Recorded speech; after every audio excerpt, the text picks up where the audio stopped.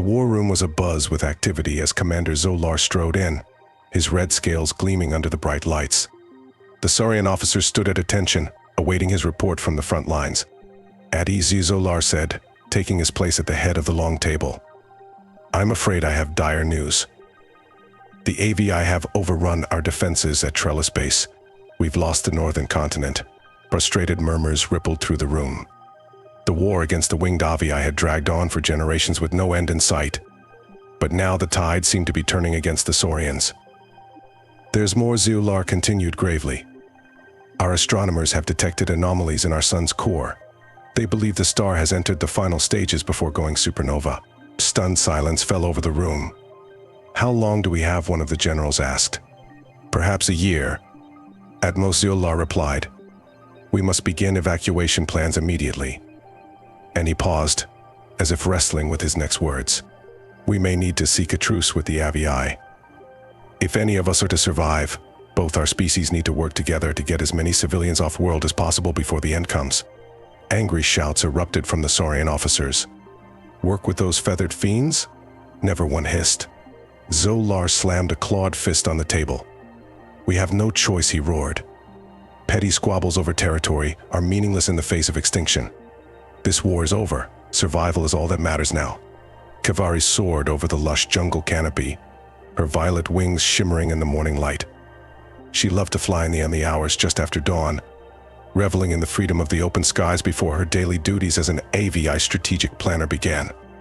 But today, a sense of unease weighed on her spirit. Worrying intelligence reports had been flooding in about the state of the war, and strange reports from the science division about dangerous solar activity. An emergency council session had been called, and Kevari had been summoned to attend. She banked gracefully on an updraft and circled down to land on the platform outside the great council tree. Dozens of other Avi'i were streaming into the massive hollowed-out trunk that served as their meeting chamber. Kevari folded her wings and hurried inside. Tense murmurs filled the chamber as Kevari took her place among the other strategic planners. The council leader, an aged, gray-feathered Avi'i named Altair, raised his wings for silence. "Grave tidings have reached us," Altair began. "As you know, the war effort has taken an ill turn. The Saurians have developed new weapons that threaten to overwhelm our southwestern defenses. But now we face a threat that transcends our ancient feud. Our solar observers have determined our sun will go supernova within a year's time. When it does, all life on this world will be consumed." Gasps and cries of dismay echoed through the chamber. Kevari gripped the edge of her perch, her mind reeling. The end of the world? It couldn't be. "We have no choice but to begin immediate evacuations to ensure the survival of our species," Altair continued.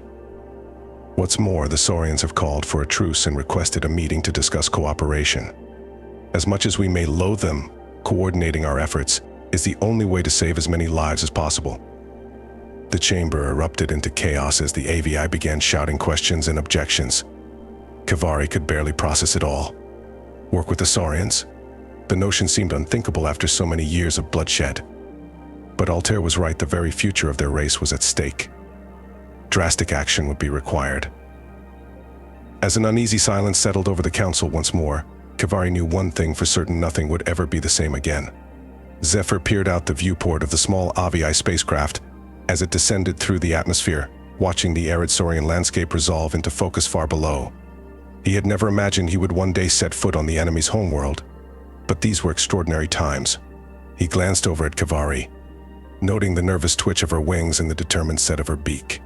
As two of the Avi'i's most respected strategic planners, they had been dispatched to this historic meeting with the Saurians to coordinate the evacuation efforts. The fate of both their species rested on their shoulders. The craft settled onto the landing pad with a gentle thud and the hatch hissed open. Kevari and Zephyr emerged into the harsh sunlight and oppressive heat, a squad of armed Avi'i guards standing protectively around them. A delegation of Saurians approached across the baked earth, a dozen massive reptilian forms in ornate armor, led by a scarred, imperious-looking commander whose scales were the color of dried blood. Zephyr recognized him from intelligence briefings: Commander Zo'lar, the infamous Saurian military leader. "Welcome to Saurico," Zo'lar said, his sibilant voice carefully neutral. "Thank you for agreeing to meet with us. Please follow me, we have much to discuss and time is short." Warily, the Avi'i contingent fell into step beside the Saurian delegation, crossing the short distance to a low domed structure. Inside was a large circular conference room, a holographic star map filling the center of the space. "Let us dispense with pleasantries and get straight to the point," Zo'lar said, as the two groups arranged themselves around the edges of the room, eyeing each other with suspicion. "This is the current state of our system." He tapped a control, and the star map zoomed in on their sun. The great burning sphere was mottled with dark sunspots and surrounded by looping prominences and swirling solar flares. "Our sun has entered the final stages of instability," Zo'lar said. "The radiation and gravitational fluctuations are already intensifying. We predict that within 10 to 12 months, it will explode in a supernova, utterly destroying our worlds." Kevari stepped forward. "Our models concur with yours. We must waste no time if we are to have any hope of evacuating a meaningful fraction of our populations. How many space-worthy ships does the Saurian fleet possess?" Zo'lar tapped another control, and hundreds of small green lights appeared, scattered throughout the system. "Approximately 600 vessels of various classes. And the Avi'i, we have some 400 ships," Zephyr replied. Blue markers popping up to mingle with the green ones. "A formidable combined fleet, but still not nearly enough to evacuate everyone," Kevari said grimly. "We should begin the evacuation with the ships we have while working around the clock to build more. We need to establish criteria for who will be evacuated first and in what order." "No doubt you Avi'i will insist on giving priority to your own kind," Zo'lar said, narrowing his eyes. Zephyr bristled at the insinuation. "This must be a cooperative effort if it is to succeed," he said. "We propose evacuating the children and breeding-age females of both species first, in equal numbers, followed by the most critically skilled individual scientists, engineers, doctors. Then the rest of the civilians. Military and government personnel will be evacuated last." He held his breath, waiting for Zo'lar's reaction. The Saurian commander gazed at the map, his clawed hands gripping the edge of the console. Finally, he gave a curt nod. "It is a logical plan. We are in agreement." Kevari exhaled softly in relief. It was a start. There were still innumerable details to be ironed out, but both sides seemed committed to working together, at least for now. She did some quick mental calculations. Even if they expanded both fleets as fast as possible, they would still only be able to evacuate perhaps 30% of the Avi'i and Saurian populations before the sun went supernova. Millions would be left behind to die. But they had to save who they could. The two species would need each other if they were to have any hope of surviving and forging a future together far from their doomed homeworlds. For the first time in generations, the Avi'i and Saurians would need to trust each other. "Then let's get to work," Zephyr said, calling up ship schematics on the display. Every moment counts. As the unlikely allies bent their heads together over the console and began to plan, the swollen, angry sun ominously glowered down on them through the viewports, an ever-present reminder of the coming apocalypse. The temporary Saurian Avi'i command center was a hive of activity as the evacuation plan took shape. Crews of engineers and construction workers labored around the clock to build new ships and refit existing ones for the massive exodus. To Kevari's surprise, Saurians and Avi'i, I began working side by side at the same tasks with minimal friction. Old hatreds faded into the background in the face of their shared peril. A sense of common purpose took hold as it became clear that cooperation was the only path to survival.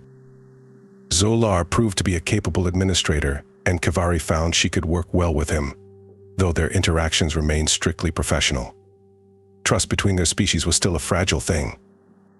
The biggest challenge was not building the ships, but the heartbreaking task of deciding who would be evacuated and who would be left behind. Only the youngest and fittest could be saved. The old, the weak and infirm would remain to face the supernova. Many individuals, Saurian and Avi'i alike, were unwilling to abandon their doomed loved ones. Some tried to bribe their way onto the ships. Others made impassioned entreaties for their families to be saved.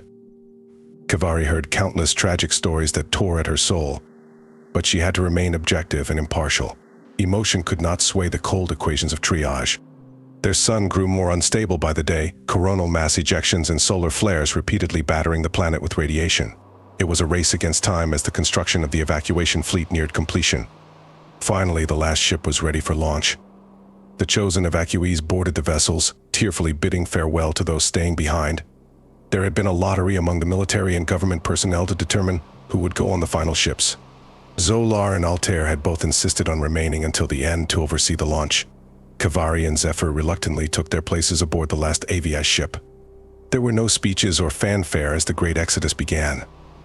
The Saurian and Avi'i ships lifted off in staggered waves, rising on plumes of fire, racing to outpace the radiation floods and gravitational storms already buffeting the upper atmosphere. From the viewports of her ship, Kevari watched her homeworld recede in the distance, a sense of overwhelming loss weighing on her spirit. All she had ever known was being left behind to burn. She turned her gaze forward, to the stars, where the future of the Saurian and Avi'i species now lay. It was a future fraught with uncertainty and challenge, but also the potential for a new beginning. The great evacuation fleet broke orbit and accelerated into the void, chasing the slim hope of survival, just as the first bright flashes of the dying sun began to shimmer behind them.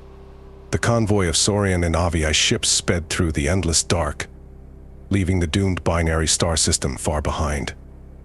In their wake, the yellow sun had gone supernova, the initial stellar flash giving way to the ominous, roiling clouds of a vast nebula that expanded with incredible speed, consuming all in its path. Aboard the lead ship, Kevari stood before a viewport beside Zephyr, gazing out at the sea of stars. The weight of their species' future pressed down on them, heavy and uncertain. Out of the billions of Saurians and Avi'i who had once populated their neighboring homeworlds, only some 30 million had been evacuated between the two races. The survival of each and every one of the refugees was now paramount, and they still had no world to call their own. The fleet was headed for the nearest potentially habitable planet, some 20 light-years away in Exarld, that had long been studied by their astronomers. But it would be a journey of many years, its ultimate outcome unknown. Would the planet prove suitable to sustain them? Even if it did, carving out a new civilization would be an immense challenge, made all the more difficult by the need for two former enemy species to cooperate and coexist. Trust between the Saurians and Avi'i was still a fragile thing. Many of the refugees remained traumatized and embittered by the generations of war preceding the crisis. Clashes and tensions flared up sporadically throughout the fleet, jointly governing and keeping order among the rattled. Despairing survivors was proving to be a monumental task. "Do you think we can do this?" Zephyr asked quietly, his gaze fixed on the distant flickering points of light. "Create a new life on a new world. Keep our species from obliterating each other." Kevari sighed. "We have to. We have no other choice. We'll find a way to make it work." Zephyr glanced over at her, his eyes glinting with a hint of warmth. "We've already accomplished more than I thought possible. And having you to rely on, your courage, your intelligence, your leadership, it gives me hope." Kevari's feathers rippled as she returned his gaze. A spark of understanding passed between them, a bond forged through shared trauma and struggle. Perhaps she dared to hope Saurians and Avi'i working together was not such an impossible dream after all. Just then, a shrill alarm klaxon shattered the moment. Kevari whirled to see the command console lighting up with warnings. "What's happening?" she demanded, hurrying to the displays with Zephyr beside her. The Saurian technicians working the controls looked up at them with stricken expressions. "Gravitational anomalies," one of them reported, her voice shaking. "Coming from Astern, massive distortions in the fabric of space-time. Something is emerging from the nebula." Kevari stared at the readouts in disbelief as Zephyr pulled up a view of the affected area on the main display. What she saw took her breath away. A shape was materializing out of the maelstrom of dust and stellar debris. A vast dark form shot through with pulsing lines of bright energy. Huge, nightmarish, and undeniably artificial, it was like nothing Kevari had ever seen before. And it was coming for them. Closing on the fleet with terrifying speed, Zephyr gripped the edge of the console, his eyes wide with incomprehension and fear. "By the stars, what is that thing?" An icy dread clutched at Kevari's heart, as she realized their long ordeal was far from over. The Saurians and the Avi'i had banded together to escape the death of their star. But now it seemed something even more dangerous and inscrutable was rising from its ashes, something that might just doom their beleaguered species after all. The future was far more uncertain than ever, but whatever happened next, Kevari knew the Avi'i and Saurians would have to meet it together, standing as one. For better or worse, their fates, once intertwined by war, were now bound together by the simple, undeniable need to survive. The refugee fleet scattered and veered in evasive maneuvers as the nightmare shape descended on them, disgorging waves of strange biomechanical attack craft from its flanks. The smaller vessels swarmed the Saurian and Avi'i ships like voracious parasites, latching on with prehensile tendrils and beginning to burrow into the hulls. Kevari stared in horror at the viewscreen as a dozen ships were dragged away into the bowels of the vast artificial entity. "We have to get out of its reach," she shouted. "All ships, plot emergency jumps, random headings. We'll regroup in deep space." She slammed her hand down on the console, engaging their own hyperdrive.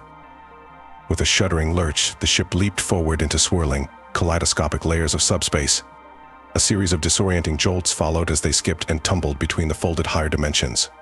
After several harrowing, nauseating minutes, they dropped back into real space, alone in a tract of empty void between distant clusters of stars. Kevari scanned the readouts, her heart pounding. There was no sign of pursuit.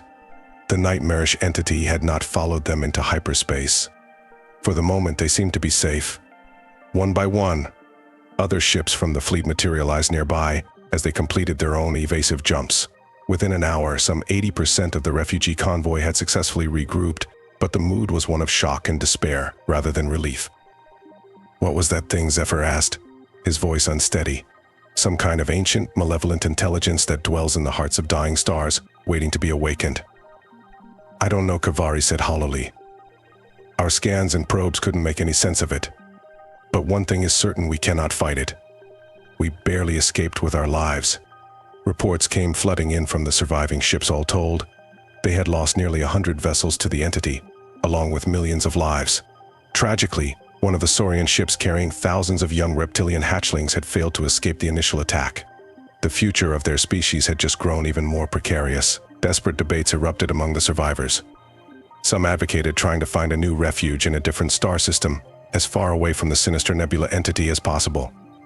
Others wanted to press on to their original destination, in the faint hope it could still offer them sanctuary. In the end, it was Kevari who made the final call.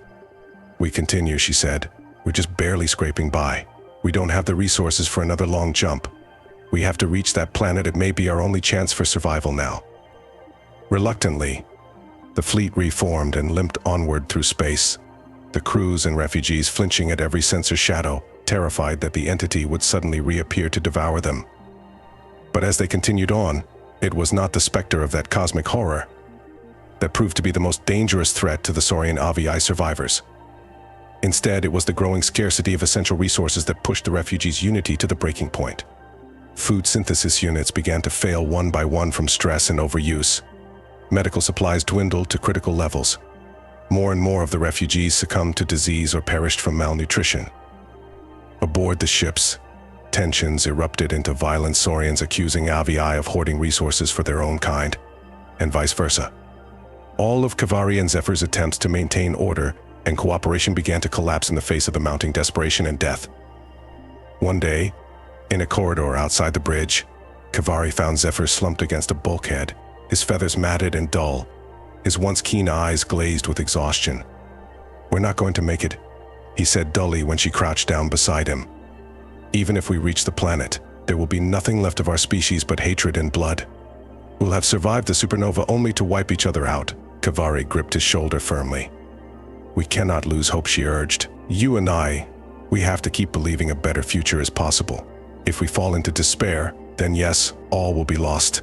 But if we can hold on, keep our people together through this final trial, there may yet be a new beginning for us all." Zephyr searched her face for a long moment, then slowly nodded.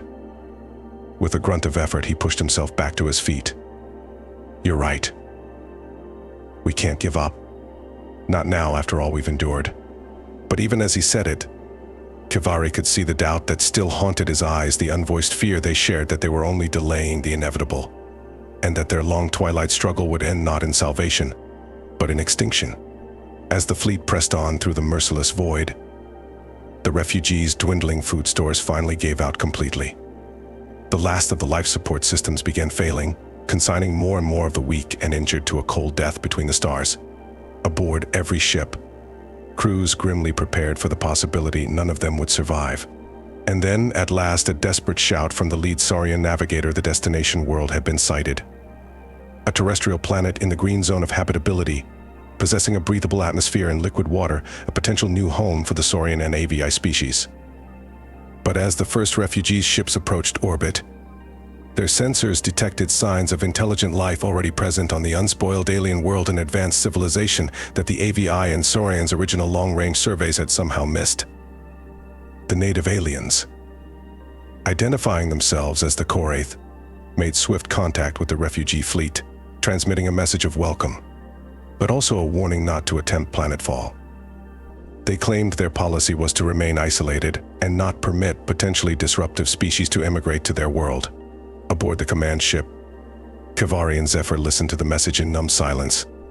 To come so close to sanctuary, only to be denied at the very threshold. It was a twist of fate almost too cruel to bear. Kevari slowly raised her head, a leaden mix of sorrow, anger, and grim resolve settling over her. She met Zephyr's eyes and saw her own dark determination mirrored there. They both knew what must be done if any of their people were to survive. Have the fleet assume orbital siege positions, Kevari ordered the bridge crew, her voice hard as steel. Charge all weapons and prepare assault landers for planetary invasion. The Koraith have something we need, and we will take it, by any means necessary. There was no other choice. The Saurians and Avi'i had come too far and lost too much to be stopped now. One way or another, they would seize a future for their species on this alien world, even if they had to bathe this last hope in blood and fire to do it. The refugee fleet moved into position around the planet, the battered ships bristling with weapons mounts as they established a blockade. On the command deck, Kevari pored over readouts from the scout drones dispatched to probe the Koraith's defenses, searching for weaknesses. Beside her, Zephyr shook his head grimly. They may have an advanced civilization, but their planet is not heavily militarized. They're clearly not used to facing threats from beyond their world. A sustained orbital bombardment should crack their defensive screens. Kevari's stomach twisted at the thought of raining destruction down on a peaceful, unsuspecting people who had done nothing to earn the Saurians and Avi'i's enmity. But what choice did they have? The survival of their species hung in the balance. Begin the bombardment, she ordered heavily. Blanket their major cities and industrial centers. We'll follow with a ground invasion to secure territory for our people. As the ships began launching salvos of plasma missiles toward the planet's surface, a hail came from the Saurian flagship. Kevari put it through and was surprised to see Commander Zo'lar's angular, scaled face appear on the view screen. Kevari, Zephyr, he said without preamble. I know what we agreed, but I urge you to reconsider this course of action. If we do this, we become no better than the monstrosity that rose from our dying star to hunt us. Is this truly the foundation on which we wish to build our species' future? Zephyr made a scoffing sound. It's a little late for a crisis of conscience, Commander. You agreed this was necessary.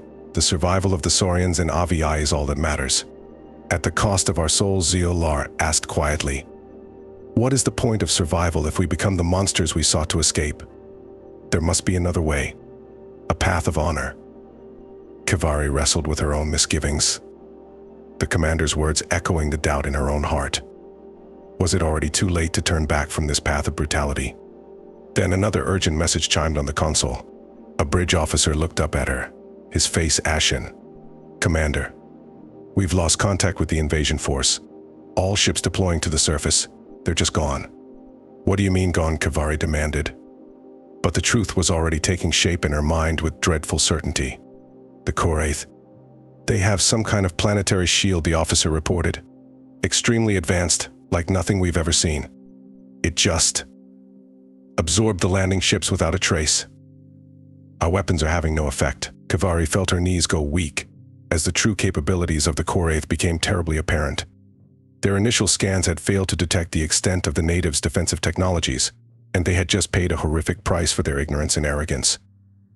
Thousands of lives snuffed out in an instant by a force they could barely comprehend, let alone counter. And then a new voice filled the command deck, lyrical, ethereal and resonating with quiet power. Saurians, Avi'i, you have made a grave error in judgment. An image formed in the center of the bridge, a luminous being composed of swirling bands of light and energy. Kevari instinctively knew she was looking upon the true form of a Koraith. We are an ancient race, far older and more advanced than you can imagine, the Koraith said. We have watched younger species rise and fall for eons untold. We understood your plight and felt sorrow for your suffering. Know that we did not wish to use violence against you. Please, Kevari managed to say past the tightness in her throat. We're desperate. We have nowhere else to go. Our species face extinction. And yet, your first instinct was to conquer and destroy, rather than to communicate and build trust, the Koraith said sadly. You have much still to learn about the paths of wisdom and peace. The being's form pulsed and rippled as a wave of iridescent light flowed over the fleet. And suddenly the Saurian and Avi'i found their ships being gently but irresistibly pushed back from the planet by an immense, invisible force. We will not permit you to settle among us, the Koraith said. But we are not without mercy. We will provide you with supplies and a path forward. A chance to seek a better future. Star charts and a glowing sphere of navigational data appeared on the bridge's main displays. There are other habitable worlds that your species may explore, the Koraith said. Ones without indigenous civilizations. You may still find a home, but you must learn to create one without sowing the seeds of war and destruction. Kevari felt hot tears welling up in her eyes at the realization of how close they had come to forfeiting their last hope through their own fear and brutality. She bowed her head, humbled and chastened by the Koraith's lesson. We understand, she said hoarsely. Forgive us our trespasses. We will seek a better way. She forced herself to look directly into the Koraith's shimmering, depthless gaze. Thank you, she whispered. The being inclined its head, then faded away. Slowly, hesitantly, the Saurian and Avi'i ships began to pull back from the planet, setting a new course based on the star charts the Koraith had provided. As they left the system behind, Kevari and Zephyr stood side by side at the viewport, watching the planet dwindle into the distance. A sense of sober reflection hung over the bridge. We have much to atone for, Zephyr said quietly, and much still to learn from each other and the universe around us. But perhaps now, with the Koraith's mercy and wisdom to guide us, we may yet find a path to a new beginning. Kevari reached out to clasp his hand, her fingers entwining with his. Together, she murmured. It would still be a long and difficult road fraught with hardship and sorrow. But they had been granted a precious second chance, a chance to do better, to be better than what they had almost become. And as the Saurian and Avi'i ships sailed onward through the sea of stars, seeking their new home, the light of fragile and newfound hope kindled to life once more, amid the ashes of their species' downfall.